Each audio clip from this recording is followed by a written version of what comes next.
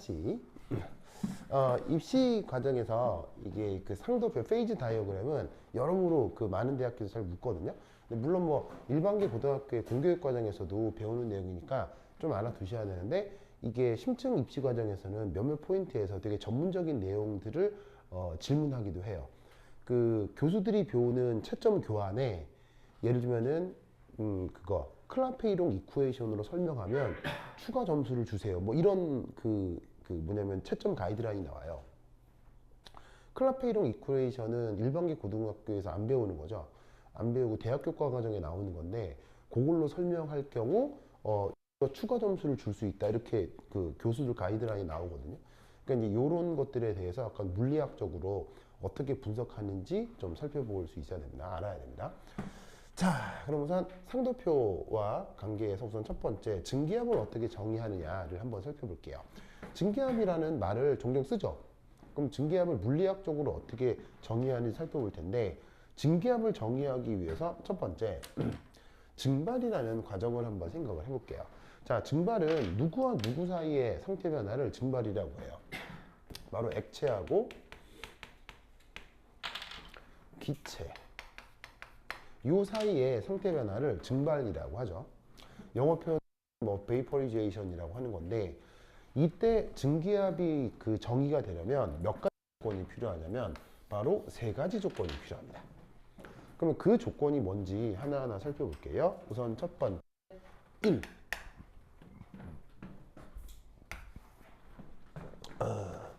바로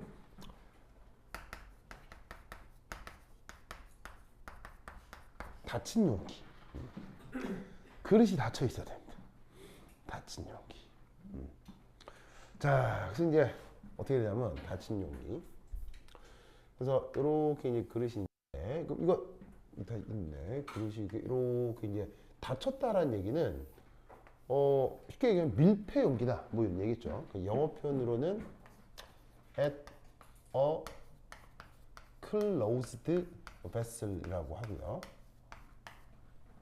우리말로 이제 닫힌 용기 이렇게 번역을 하는 건데 이렇게 꽁 막힌 그릇에 예를 들면 어디까지는 액체, 어디까지는 증기 이런 상황이 우선 있어야 되고요. 그 다음 두 번째 그러니까 이 그릇 자체가 딱 닫혀 있어야 되는데 뭐 어떤 상황에 따라서 어디가 딱 뚫려 버린다. 그럼 이렇게 딱 뚫려서 내 외부에 물질 교환이 가능해 버리면 이때부터는 증기압이 정의된다, 정의되지 못한다. 증기압을 정의할 수 없어요. 무슨 말이겠죠? 증기압은 항상 대상의 물질이 들어있는 그 그릇의 상황이 이렇게 딱 닫혀 있습니다. 자, 두 번째는 두 상태가 공존해야 돼요. 공존. 자, 공존이라는 게 무슨 말이냐면 증발에 관여하는 물질은 액체하고 기체잖아요. 그 액체하고 기체가 반드시 같이 있어야 돼요. 그러면 뭐 공존이 아닌 경우도 있나? 예, 아닐 수 있죠. 왜냐하면 그릇에 실험을 하는데 내가 뭘 많이 넣은 거지. 뭘 너무 많이 넣어서 이 액체가 끝까지 가득 다 차버린 거야. 그러면 액체만 끝까지 다 가득 차버린다? 그때도 증기압이 정의될 수 없어요. 알겠죠? 또한 넣는 이 액체가 처음에 넣긴 넣었는데 너무 조금 넣은 거야. 너무 조금 넣어가지고 약간만 열을 가했더니 싹 증발해서 막 액체가 싹 다 말라버렸어. 그러면 이 안에는 뭐만 존재하는 거야? 증기만 존재하겠죠. 그럴 경우도 증기압이 정의될 수 없어요. 알겠죠? 증기압은 반드시 두 상태가 뭐 해야 돼? 공존해야 됩니다. 그러면 공존한다의 객관적 지표가 뭘까요? 공존을 얘기해주는 물리학적인 지표가 뭘까요? 공존은 물리학적인 전문 용어가 아니거든요. 공존을 얘기해주는 그 물리학적 개념. 뭘까요? 시우? 공존의 지표.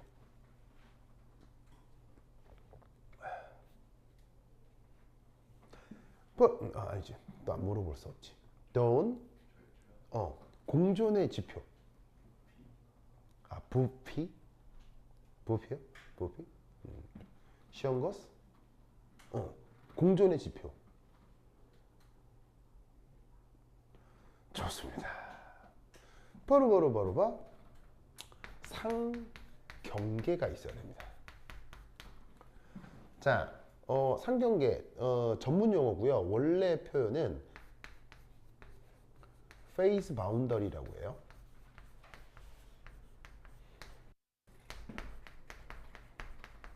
존재한다라는 것을 객관적으로 어떻게 얘기할 수 있냐면 상경계가 나타난다라고 표현하면 그게 바로 서로 다른 상태의 공존이 되는 거예요. 자, 그럼 상경계는 뭐냐? 상경계는 서로 다른 상태를 구분하는 시각적인 면. 여기서 면은 face. 여러분들은 이 상경계란 말을 쓸 수 있어야 돼요. 그렇죠? 그럼 상경계가 뭐냐? 예를 들어서 이게 상경계라고 하는 게 좀 독특한 개념이긴 한데 여러분 왜 팥빵이죠, 팥빵. 안고 들어가 있는 빵 알죠? 팥빵 먹어본 적 있죠? 왜 이상? 그냥 한번 본 거예요? 그래. 알았어. 그래요? 자, 그래. 그래서 빵 같은 거 보면 이렇게 이제 이렇게 먹으면 여기 이제 밀가루로 돼 있는 부분이 있고 먹으면 안에 이제 새카맣게 팥 소가 있고 이렇게 있잖아요. 그럼 이제 베어물면 그 안에 3차원 단면 구조가 보이죠? 그럼 그때 봤을 때 눈으로 딱 보면 여기까지는 흰색 빵이야. 그 다음에 여기부터는 안꼬야. 를 눈으로 보면 알 수 있어요, 없어요? 눈으로 보면 몰라요? 눈으로 딱 보면 여기까지는 빵이 여기까지는 팥 안꼬야. 이거 알아요, 몰라요? 이제 눈으로 팥빵이라고 있는데 팥빵은 알아요? 브레드 알아요? 브레드? 그래요? 그래요? 팥빵은 무엇의 산물이죠? 팥빵은 무슨 사회 변화의 산물이죠? 팥빵은?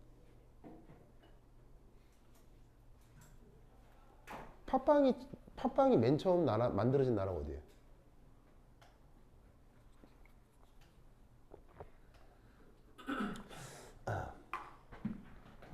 팥빵은 무엇을 상징하는 음식이냐면 팥빵과 돈가스. 네. 여기 이제 무엇을 상징하는 음식이에요? 메이지 유신이요. 메이지 유신. 어느 나라에 있었었다? 니뽕. 언제? 19세기 말. 니뽕이 19세기 말에 메이지 유신을 만들면서 니뽕이 했던 말이 뭐예요? 그 유명한 탈, 입, 구. 이게 무슨 말이에요? 탈, 나와서, 입, 들어가자. 아는 뭐예요? 에이시아. 구는 유럽. 그래서 일본은 19세기 말에 1890 몇 년인데 그때 이제 일본의 사무라이들이 뭐냐면은 일본의 왕당파 이제 일본 역사도 재밌는데 일본에 이제 뭐냐면 사스마번이라는 곳이 있어요. 사스마번. 사스마번이 이제 어디냐면 과거 백제계 유민. 그 다음에 조선시대 때 도공. 그 다음에 두부기술자. 이런 사람들을 이제 유배 보내던 곳이 일본의 사스마번이에요. 사스마번은 그래서 사실은 문화적으로 한국스러워요. 그래서 사스마번은 사실은 유전자적으로 한국 사람의 이렇게 어떤 경향성이 되게 높아요. 그러면 사스마번, 그러니까 한국 사람인데 어디 가나 공부 열심히 하죠. 그렇잖아요. 저 하버드나 스탠퍼드 가서 전교 1등 하는 사람 다 누구예요? 다 한국 사람들이에요. 네, 그리고 몇몇의 인도 사람, 몇몇의 중국 사람. 그 중에 천재 몇 명은 인도에 애들이 많은데 전반적으로는 다 한국 사람들이 1등 하거든요. 그게 저 한국 사람들 어디 데려가나 막 공부 졸라 열심히 해서 그래요. 이 사람들이 뭐 다르겠어요? 사스마본 애들이 공부를 열심히 해서 지식을 많이 쌓아요. 무슨 말인지 알겠어요? 그래갖고 이 사스마본 애들이 이게 한국의 그 정서를 가지고 있는 거예요. 그리고 그 한국 사람의 피를 가지고 있는 거예요. 그래서 얘들이 결국 공부를 많이 하다 보니까 19세기 말에 어떻게 일본의 정권을 잡아야 되겠다. 그래가지고 얘들이 누구를 옹립하느냐? 천황. 일본의 천황제를 다시 불러일으켜서 기존의 사무라이를 없애버려요. 그래갖고 얘들이 사스마본 애들이 천황을 옹립해가지고 만든 게 그게 바로 일본의 제국주의예요. 제국주의요. 그 제국주의가 어디를 다시 침략해? 우리나라를 침략하죠. 그래서 한국 사람들의 최고의 적은 한국 사람이에요. 이런 얘기 안 들어봤죠? 이게 뭐냐면, 물론 지금 우리나라를 침략한 이 일본 극우의 뿌리가 한국이다 라고 얘기를 하면 일본 극우는 정말 싫어할 거예요. 하지만 그 일본 극우의 출발은 사스마본이에요. 사스마본은 역사적으로 이런 곳이고요. 백제계 유민들이 맨 처음 정착한 곳이에요. 지금 서울로 치자면 설해마을 같은 곳? 설해마을이 어떤 곳이에요? 프랑스 이민자들이 와 있는 데가 서초동의 설해마을이잖아요. 그 서울의 설해마을은 잘 사는 동네예요, 못 사는 동네예요? 되게 잘 사는 동네예요. 엄청 비싼 동네예요. 그러니까 프랑스 사람들이 프랑스 교관이나 뭐 프랑스 사업가들이 서울에 거주하는 지역이 서울 서초동의 설해마을이거든요. 되게 분위기 좋고 땅값도 비싸고 부촌이에요. 그것처럼 사스마본 지역이 과거 백제의 그 왕족과 귀족들이 백제 망하면서 돈 싸들고 와서 이게 뭐냐면 살던 곳이에요. 여기 이제 조선시대 때 끌려간 조선 사람들이 이쪽으로 재배치돼 가지고 같이 살았던 거죠. 그러니까 이쪽은 한국색이에요. 그러니까 유전적으로 한국 사람들이라고요. 그러니까 이 사람들이 권력력도 강하고 한국 사람도 권력력 강하잖아요. 그 다음에 공부 열심히 하잖아요. 어딜 가나 권력을 갖는 거예요. 그래서 얘들이 일본을 딱 보니까 사무라이들 바보 같거든. 잘하면 권력을 잡을 수 있겠다. 해가지고는 천황을 꼬드겨가지고는 권력을 찬탈하는 거예요. 그게 바로 메이지 유신이에요. 메이지 유신. 그러면서 했던 얘기가 탈아 입구, 아시아에서 벗어나서 유럽이 되자. 그래갖고 유럽이 되자? 그러면 일본이 이제 더 이상 아시아가 아니고 일본은 유럽이거든. 그럼 왜 이런 명분을 만들었어요? 아시아를 침략하고 식민지로 만들 수 있으니까. 그래서 이런 아이디어를 만든 거예요. 그럼 이때부터 이 니뽕 애들은 이 유럽 형님들이 먹는 걸 먹어줘야 되겠죠. 유럽 형님들이 먹는 거, 입는 거, 이런 거 다 할 수 있어야 되겠죠. 그래서 일본이 아시아 최초로 뭘 만들어요? 일본이 아시아 최초로 뭘 만들어요? 위스키를 만드는 거예요. 위스키 알죠? 영국식 독한 술.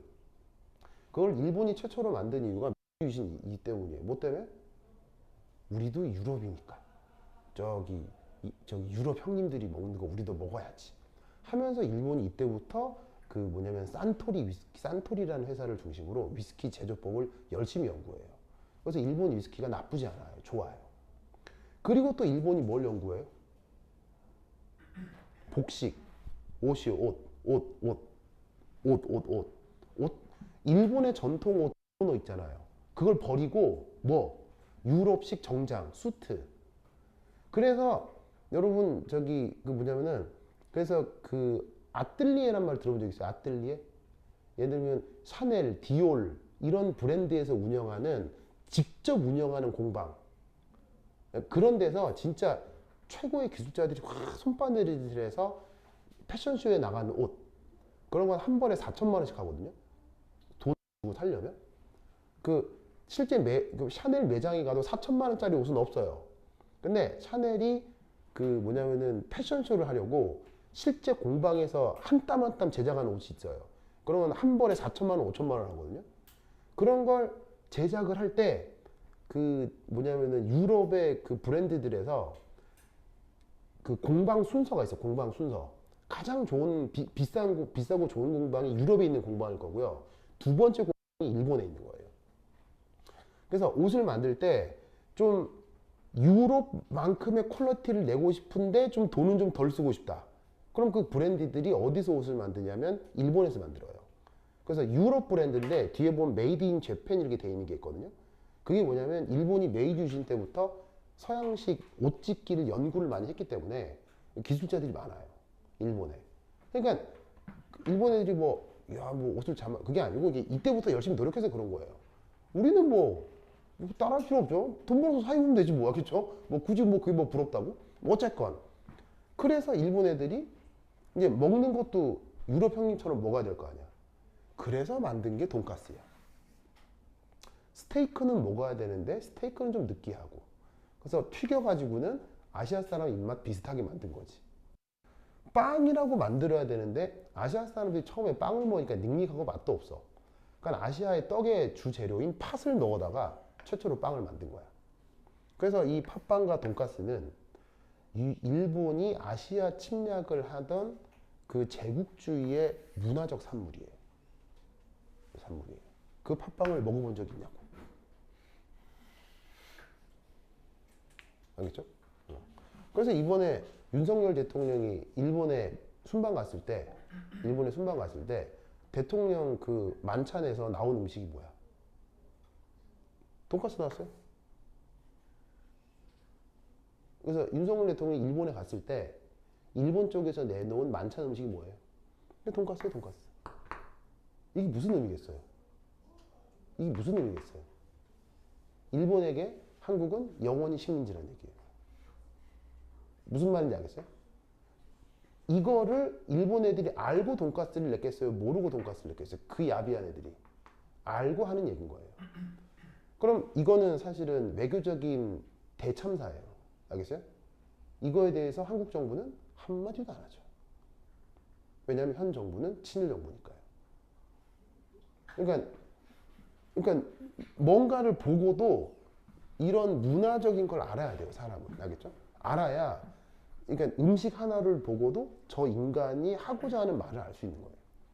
그러니까 이걸 모르잖아요. 그거 뭐, 돈가스, 맛있다, 저묵저묵, 막.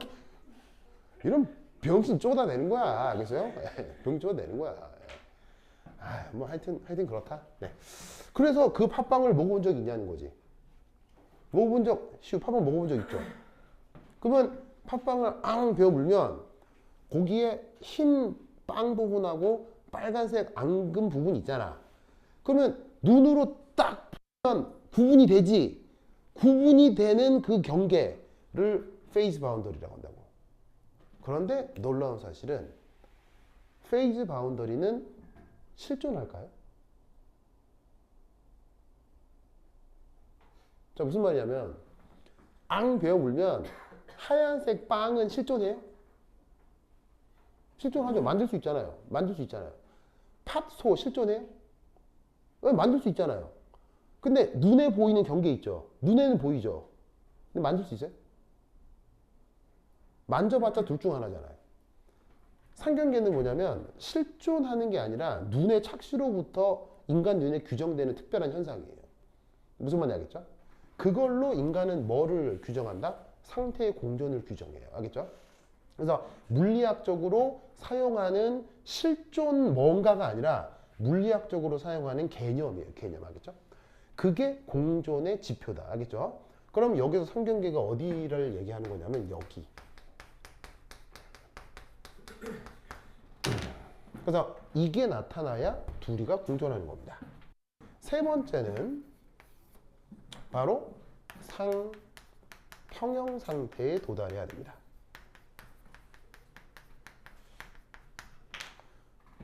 도원? 그러면 상평형 상태는 뭐겠어요?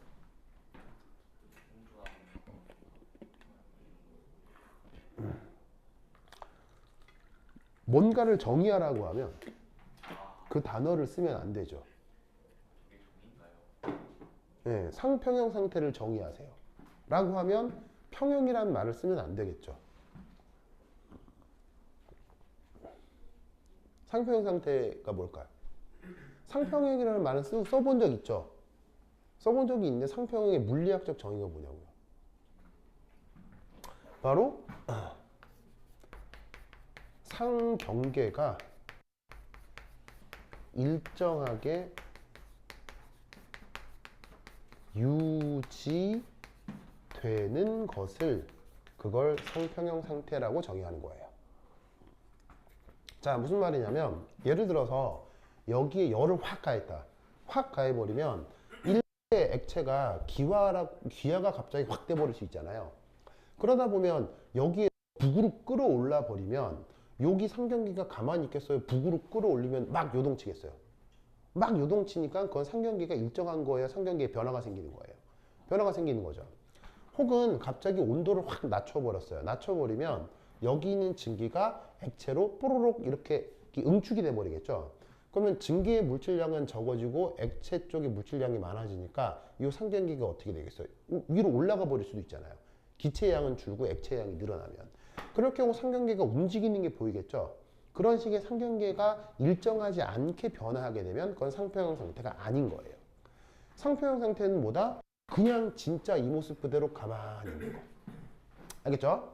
그래서 닫힌 그릇 속에 서로 다른 상태가 공존하고 그 다음에 그 상경계가 일정하게 유지될 때 이때 PA 이게 바로 기체의 부분합인데 요것을 다른 말로 액체의 증기압이라고 정의하는 겁니다. 알겠죠? 그래서 증기압 하나만의 정의도 이렇게 까탈스럽습니다. 별거 아닌 것 같은데 이런 거 하나 가지고 여러분들은 굉장히 당혹스럽게 만드는 문제들을 낼 수 있어요. 이 정의를 꼭 기억하세요. 알겠죠? 자, 그런데 이 증기압을 한 가지 경우에 더 정의할 수 있어요. 자, 바로 증발 말고 승화. 자, 승화는 어떤 상태가 되는 거죠? 승화는 어떤 상태가 되는 걸 승화라고 해요? 도원? 승화는 어떤 상태가 되는 걸 승화라고 해요? 고체 기체가 왔다 갔다 하는 승화라고 하죠? 이때 멜본 오빠 이름이? 민환이 언니. 출석했고요? 그래 왜? 아이스 플랜 뭐예요? 어색함을 깨자고요? 그래요. 그래. 슈민이 좋아요. 그러면 볼펜으로 볼펜 좀 빌려줄게요. 그래. 여기 있다. 땡큐. 자,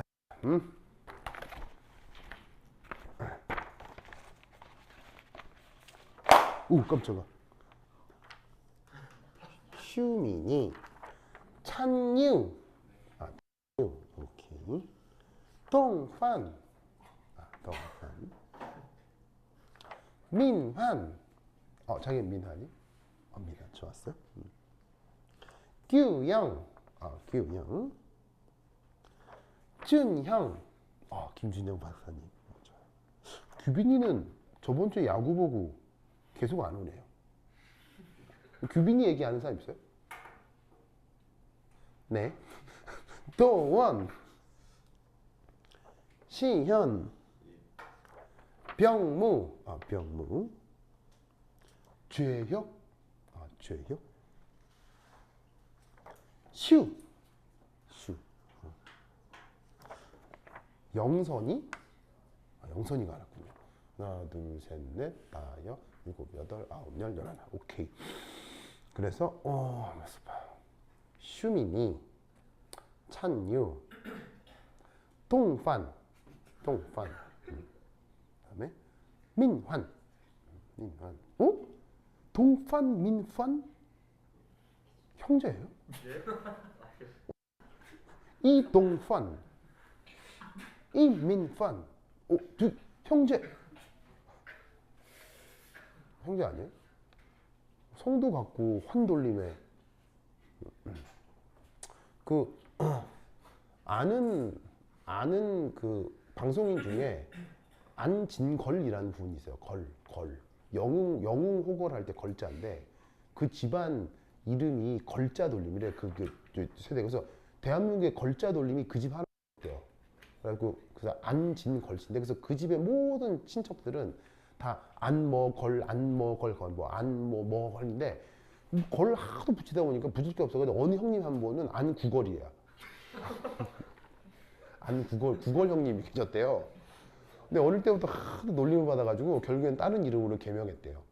그래서 하여튼 그래. 그래서 동판 민판. 그다음에 큐형. 오케이. 그다음에 준형. 준형. 그다음에 돈. 그다음에 시험거스. 그다음에 병무. 병무. 그다음에 죄역. 그다음에 우리 죄역이 작은 거예요? 제가 미안해요. 제가 그 짧은 시간에 휴식을 시우. 오케이. 여러분 이름 빨리 외워야 되는데.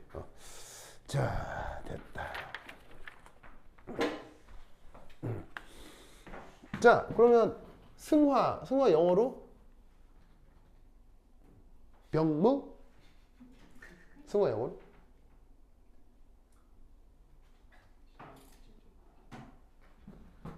서블리메이션이라고 합니다.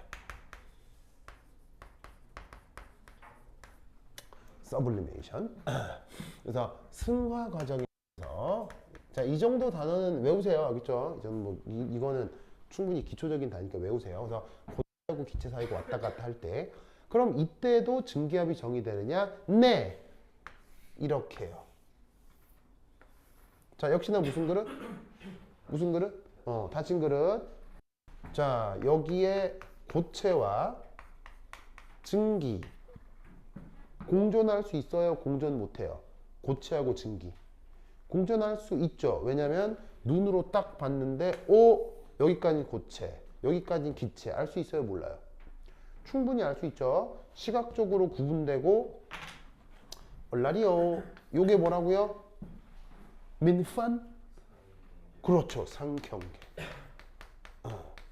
민판 이러니까 뭐 지금부터 한 뭐 이제 80년 전에 상하이를 막 주름 잡고 다니던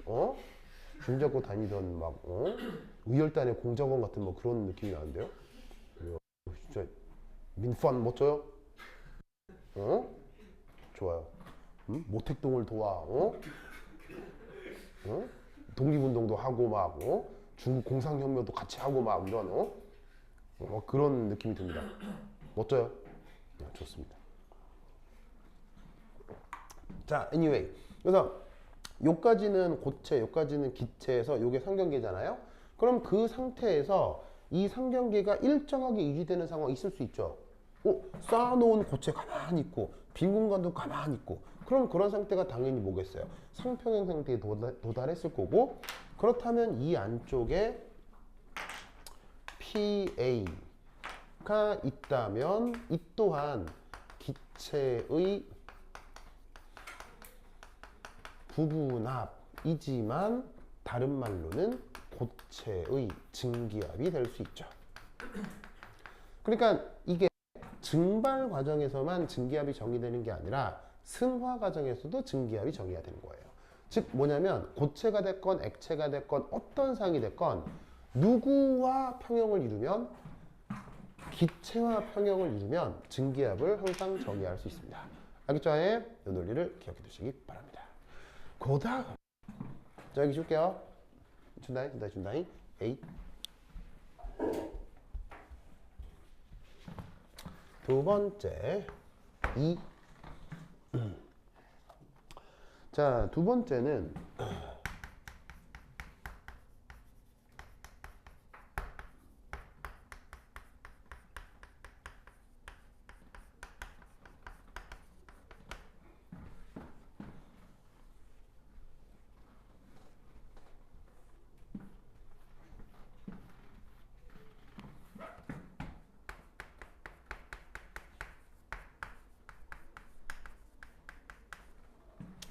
자, 순물질의 증가에 대한 온도의 영향, 이 얘기를 한번 생각해 보겠습니다. 자, 여기서 편의상 어떤 액체의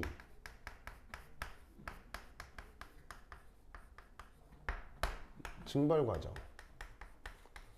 과정을 고려해 보도록 하겠습니다.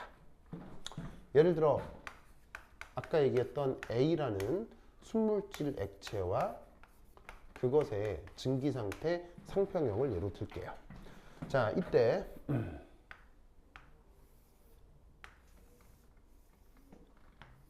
짜잔. 자, 당연히 무슨 그릇? 무슨 그릇? 닫힌 그릇. 왜 닫힌 그릇 얘기를 할까요? 왜 닫힌 그릇 얘기를 할까요? 증기압에 얘기를 하려고 하기 때문에 무조건 닫힌 그릇이어야 돼요.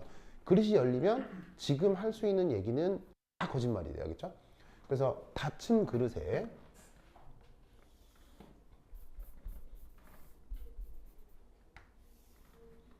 자, 아래쪽 조금 더 고밀도인 액체와 위에 기체상이 공존합니다.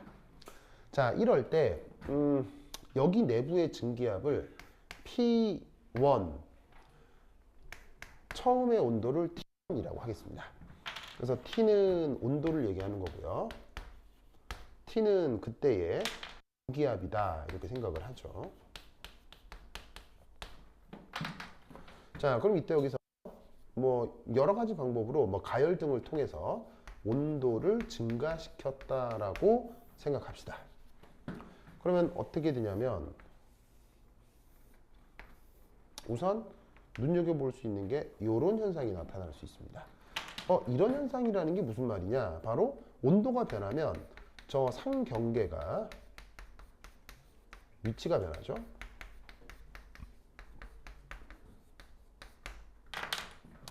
자, 그럼 이때 어쨌거나 여기도 액체 상태, 증기 상태. 그리고 온도가 변했다고 했으니까 그때 온도는 T2, 그때 증기압은 P2라고 합시다.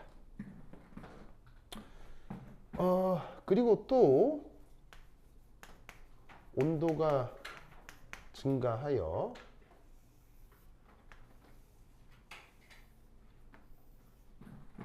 상경계의 위치가 또 이렇게 바뀔 수 있는데 그때 역시나 깔려있는 액체와 증기상에 대해서 그때 또 증가한 온도는 T 백설표, 그 다음에 그때 증기압은 P 백설표라고 한번 해봅시다.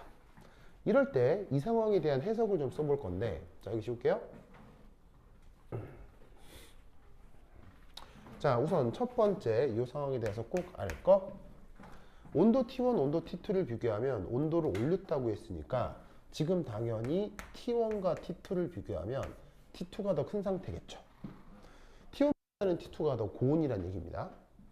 그러면 이때 증기압 P1하고 P2를 비교하면 어떻게 된다? 무조건 P1보다 P2가 더 고압 조건이 돼야 됩니다. 이거는 전 우주를 뒤져서 나오는 항상 성립하는 내용입니다. 전 우주를 뒤져서 나오는 모든 액체들에 대해서 온도가 증가하면 증기압은 무조건 증가해야 됩니다. 이건 단 하나의 예외도 없습니다. 그런데 이건 필요 충분 조건이에요. 필요 충분 조건이라는 게 무슨 말이냐면 그냥 증기압을 측정했더니 순물질인데 증기압이 커졌어. 그럼 그건 온도를 조사해 보니 온도가 무조건 올라간 상태를 뜻하는 거야.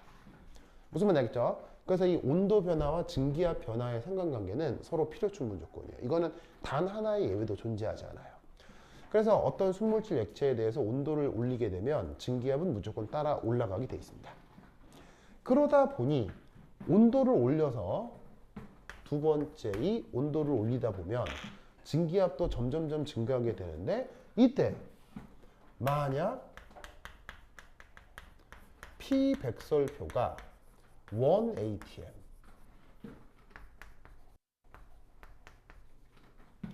atm이 된다면, 자, 무슨 말이냐면 온도도 아주 낮은 온도가 있을 수 있으니까 아주 좋은 조건에서 증기압을 측정을 했더니 그때 증기압이 뭐 0.01 기압이더라. 뭐 그럴 수 있잖아요.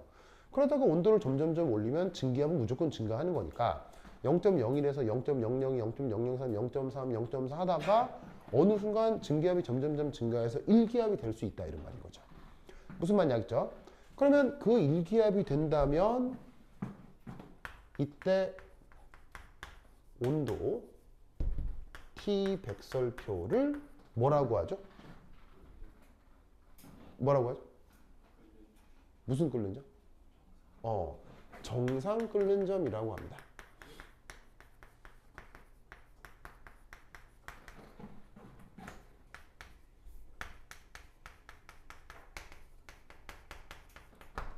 그러니까 예를 들어서 T 백설표가 100도씨인 거죠. 누구에 대해서?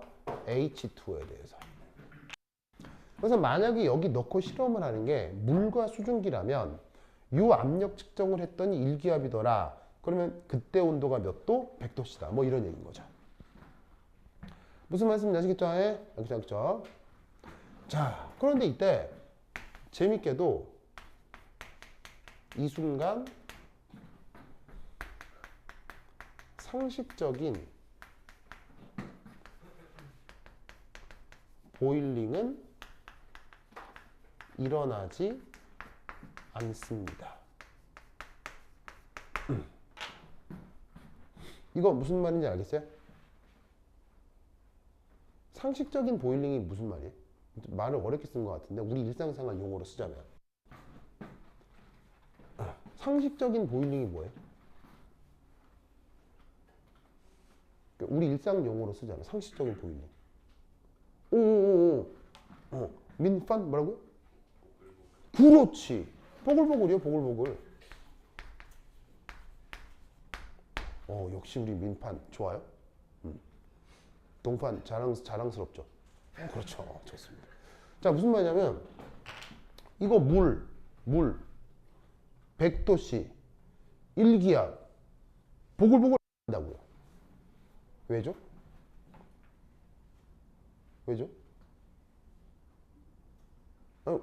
물이 끓는 온도가 몇 도라고요? 1기압에서. 우리 대기에서 물 몇 기압에 끓는다고 그래요? 100도씨에 끓는다고 하잖아요. 근데 물 100도씨 1기압 안 끓어요. 왜? 쉬면이? 왜 안 끓어요? 이러면 물을 수 있다니까요. 진짜로 이 실험 세팅 그대로 한 다음에 물 넣고 100도씨 하면 아무 변화 없어요. 준영? 왜죠?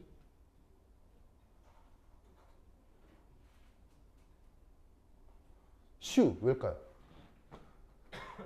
이런 걸 질문했어요. 그럼 뭐라고 답할래요?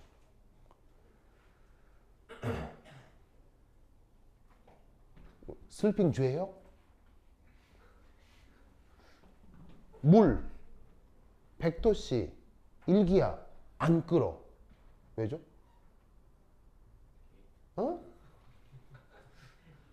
여기 물이고 막 끓여가지고 온도가 100도가 됐어. 증기압도 1기압이야. 그때 여기가 부글부글 안 해. 왜죠?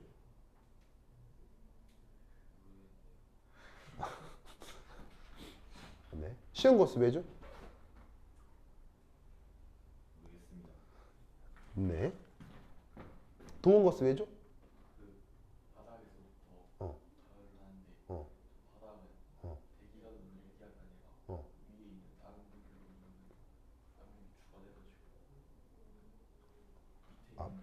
바닥이요? 바닥 난방? 뜨끈뜨끈하니까 허리도 좀 지지고?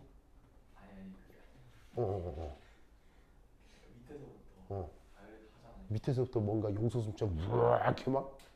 불이 밑에 있잖아요. 불? 저 대기가 있죠. 피스타 내 친구 중에 박대기가 있어. 기자예요. 뭐라고? 그렇죠. 기자 박대기. 진짜예요? 내 친구예요. 진짜요? 부산 갖고 이기. 며칠 전에도 카톡 왔는데 내가 바쁘다고 못 만났어요. 닮으신 것 같아요. 왜냐면 내 중학교 때부터 친구니까요. 예, 그래서 걔 부산 갖고 이기거든요. 그래서 학교에서 공부 되게 잘했어요. 잘해가지고 서울대 정규학부 갔는데 그거 공부가 잘 안 맞았나 사법고시 준비하다가 떨어져가지고 기자시험 쳐가지고 KBS 입사했죠. 예, 그래서 요즘 KBS 뒤숭숭한데 이제 대기야 걱정된다. 그러고 이제 한마디 보냈더니 뭐 그래 니는 잘 있나? 이제 뭐 하여튼 그랬었죠. 대기 부산 사람이에요. 나도 부산 사람이고. 그래 하여튼 그러다. 자, 왜 백도씨 물 일기약 안 끓어? 왜냐하면 닫힌 그릇이라서요.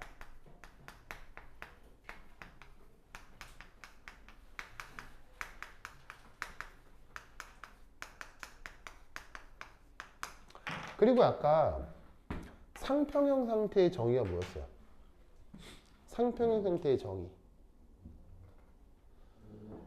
상평형의 정의가 뭐였어요? 뭐가 일정하게 유지되는 거? 준영님. 상평형 상태의 정의. 필기 안 했어요? 필기 안 했죠?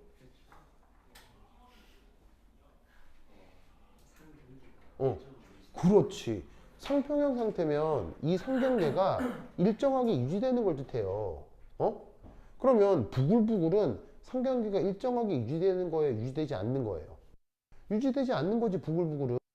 상평형이니까 부글부글 하면 안 된다고요. 알겠어요? 어디서? 닫힌 그릇에서. 그러면 물 넣고 100도씨로 끓였더니 부글부글. 그건 왜 그럴까요? 그건 왜 그럴까요? 그건 왜 그럴까요? 라면 먹으려고 물 끓이면 부글부글 해요, 안 해요? Q형? 물 끓여봤어요? 부글부글 해요, 안 해요? 그건 왜 부글부글 해요? 정답! 바로 상식적 보존은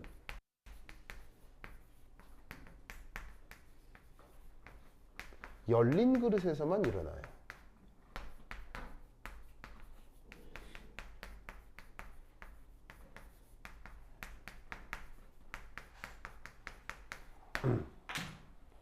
무슨 말인지 알겠죠?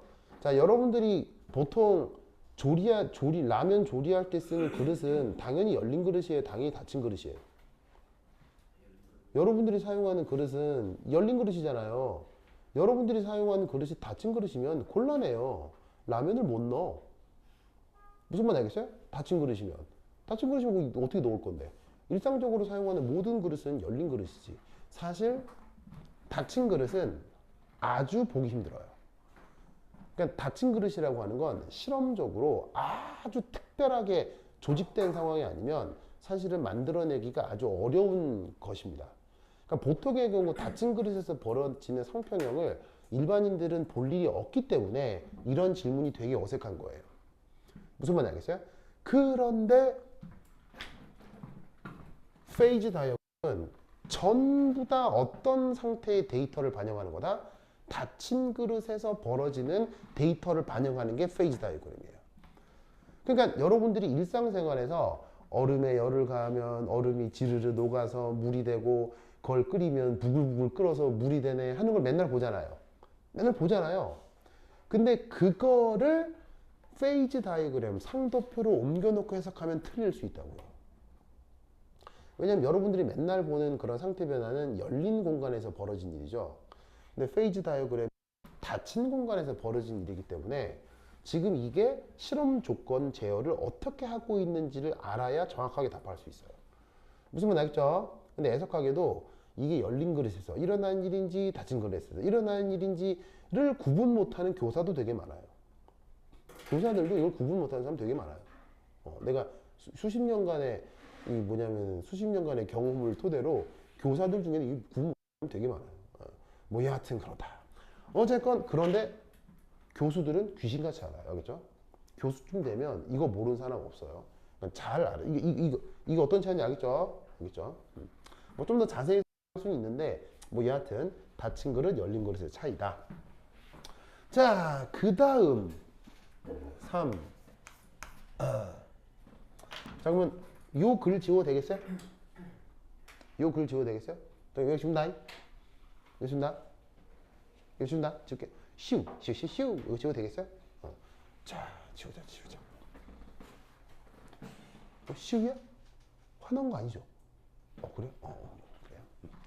자, 그 다음 여기서 또 온도를 증가시켜 보겠습니다.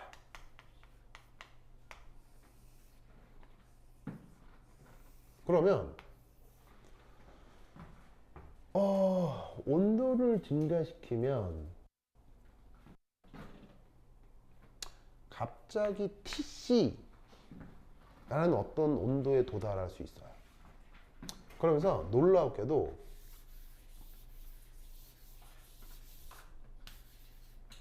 갑자기 뿌옇게 변할 수 있습니다.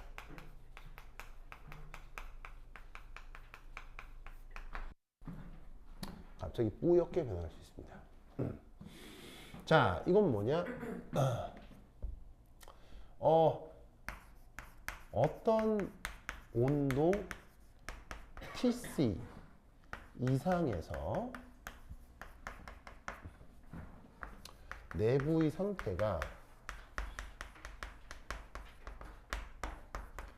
뿌옇게 변할 수 있습니다.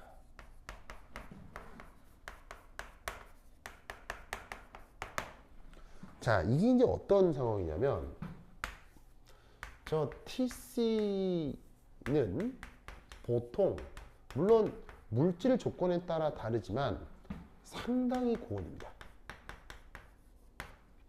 그래서 이 TC가 372도C 정도 됩니다. 누구에 대해서는 H2O에 대해서는.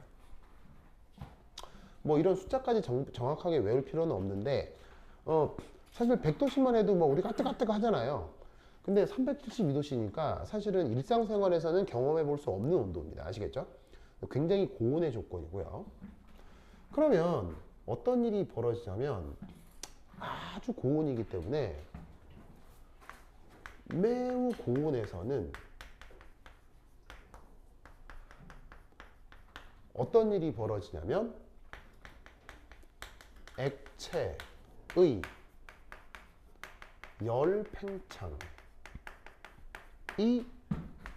일어날 수 있습니다. 여러분 물리 시간에 열 팽창이란 말 들어본 적 있어요? 그래서 왜 물리 시간에 처음 연력학 첫 페이지에 배우면 맨 처음 나오는 게 열 팽창 계수 뭐 이런 거 배우잖아요. 그래서 열 팽창 계수 하면서 맨날 옆에 나오는 그림이 뭐야? 여름에 철로가 엿가락처럼 휘었어요. 꼬불꼬불꼬불꼬불 이런 그림 나오고 하는 거 본 적 있죠? 하이탄 물리2 이런 데 보면 나오잖아요. 민펀 그죠? 그렇죠. 만주 대륙을 달리던 만주 횡단 열차. 무슨 말이겠어요? 가슴속에 피스톨 하나 품고. 미난 어때요? 아니, 왠지 미난 이게 그런 표정이라니까요. 그래. 곧 파리로도 오는데 갑자기 민펀 있고 뭐 진짜 동판 머릿속에 그려지죠. 그렇죠. 네, 알겠습니다. 자, 어쨌건 그래서 그 열팽창 계수 이런 말 들어본 적 있잖아요. 그러니까 뭐냐면 온도가 올라가면 액체가 열팽창해서 약간 붓는다고. 무슨 말 알겠어요? 그럼 부어? 그럼 어떻게 되냐면 부어? 일어날 수 있는 거죠. 일어날 수 있는 거죠. 그리고 일어날 수 있다면 밀도가 커지겠어요? 줄어들겠어요? 줄어들 수 있겠죠. 맞나요? 아주 고온이 되면 액체가 열팽창을 하니까 팽창을 한다는 건 밀도가 커진다는 얘기, 밀도가 작아진다는 얘기예요. 팽창을 한다는 건 밀도가 커진다는 얘기잖아요. 그죠? 밀도가 줄어든다는 얘기잖아요. 그죠? 쉽이나 맞아요? 그래. 그래. 그런데 밀폐된 그릇에서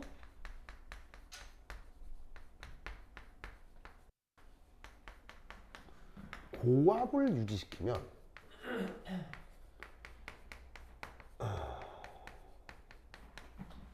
기체는 압축되고 어떻게 되겠어요? 밀도가 커질까요? 작아질까요? 기체는? 자, 기체의 압력이 커져요. 그럼 기체의 밀도는 커져요? 밀도는 작아져요? 기체는. 압력이 커지면. 헷갈려요? 자, PV는 nRT. 이 수식 있죠?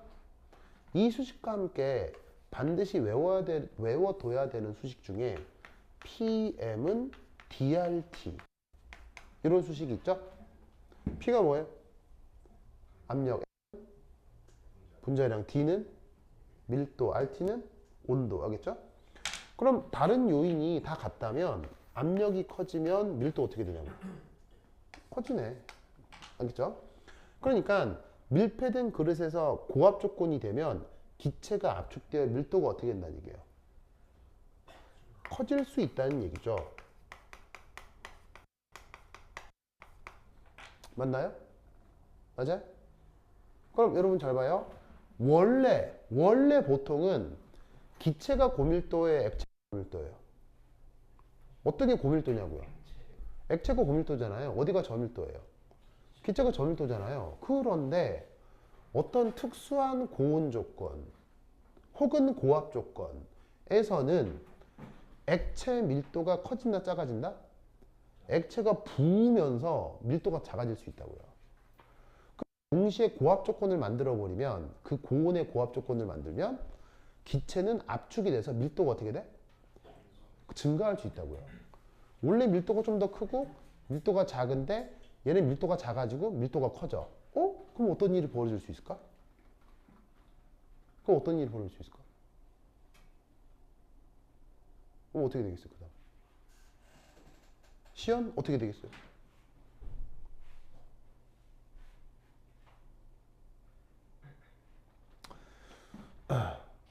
액체 밀도가 더 높다고요.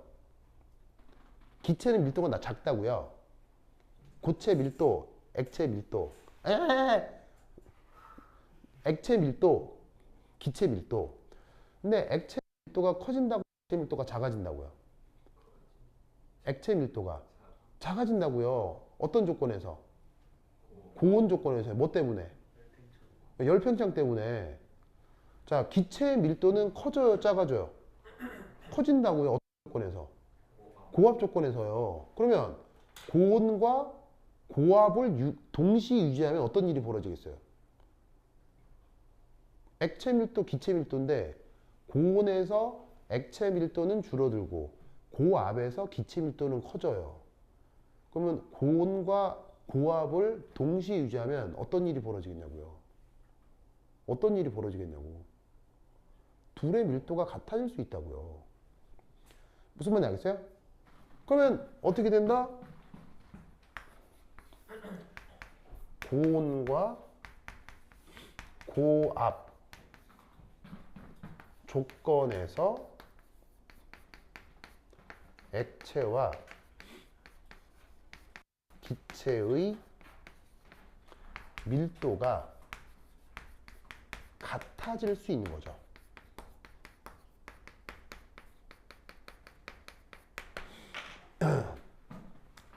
그럼 어떤 일이 벌어지겠어요? 밀도가 같아지면.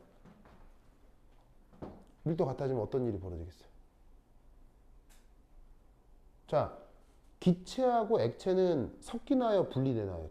보통의 경우 기체와 액체는 섞이나요? 분리되나요? 분리되잖아요. 왜? 밀도차. 밀도가 같으면 어떻게 되겠어요? 분리되겠어요? 분리 안 되겠어요? 분리가 안 되겠죠. 분리가 안 된다는 말이 무슨 말이죠? 섞여버린다는 얘기예요. 무슨 말인지 알겠어요? 그래서 어떻게 된다? 이 위에 줄게요.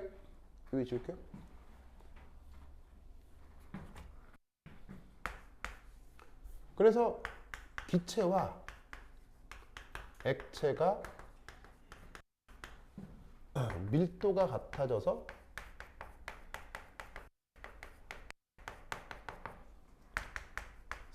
찢어버릴 수 있는데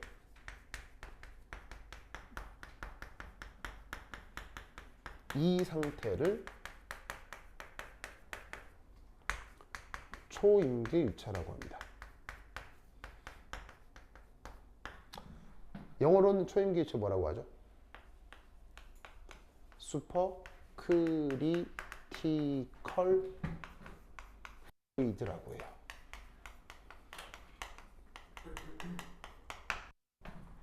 아시겠죠? 그렇죠? 초임계 유체가 이런 식으로 나타나는 거예요. 그러니까 반드시 어떤 조건에서 나타난다? 반드시 고온과 고압 조건에서 나타나요. 무슨 말 알겠죠? 고온인데 저압 안 돼요. 알겠죠? 안 돼. 그 다음에 저온 안 돼요. 알겠죠? 반드시 고온, 고압이 동시에 달성되는 조건에서만 초임계 유체가 나타날 수 있어요. 뭐면 알겠죠? 그렇죠? 이 논리를 꼭 기억해 두시기 바랍니다. 이때 여기 줄게요. 줄게요.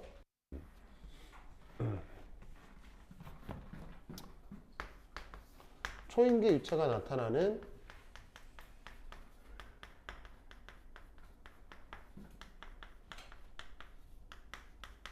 최소의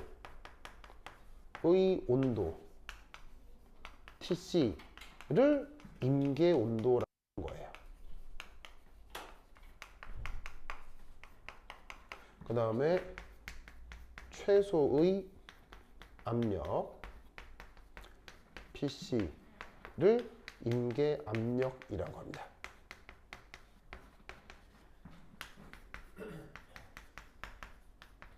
아까 H2의 경우는 TC가 얼마라고 그랬어요? 370도 넘는다고 했죠. 그리고 이 PC가 참고로 H2의 경우는 218기압이에요.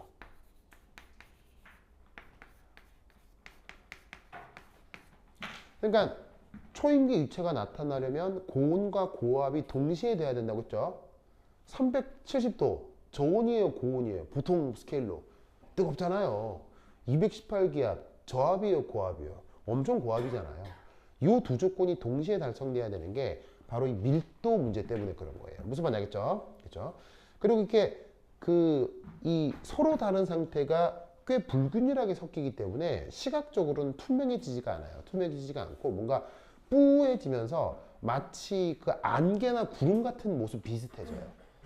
약간 좀 이렇게 알갱이 같은 것들도 막 분산돼 있을 수 있고. 그래서 시각적으로는 그 안개나 구름 같은 모습을 할 수 있는데, 그렇다고 이때 만들어진 녀석은 안개예요, 안개 구름이 맞아요? 절대 안개 구름일 수는 없어요. 여기가 안개처럼 뿌얘지거든요, 초임계 유체는. 그럼 뿌얘졌다고 해서 안개예요, 구름이에요? 안개 구름이 맞아요, 아니에요?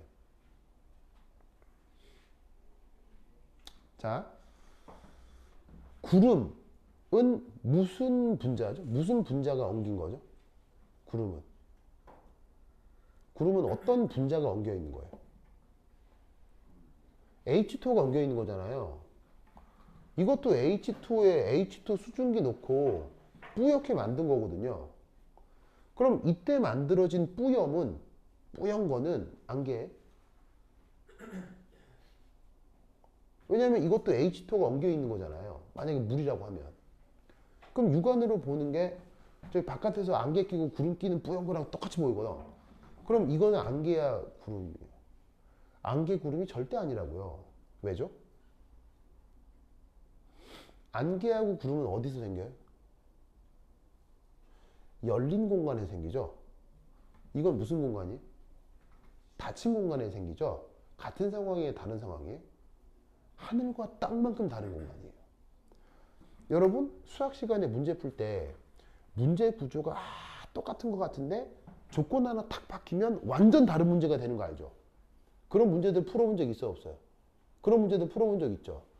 뭔가를 얘기를 할 때는 그 얘기를 하는 조건이 같은 상황인지 다른 상황인지를 항상 생각해야 돼요. 육안으로 보이기에 이것도 뿌옇고 저 구름도 뿌옇고 같은 아니지.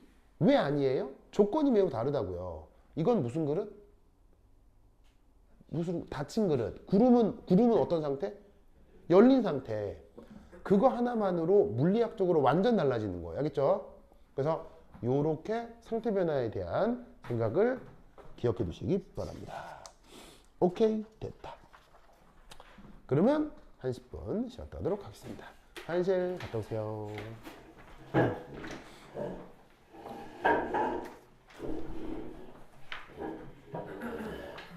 죄역이 계속 잤어.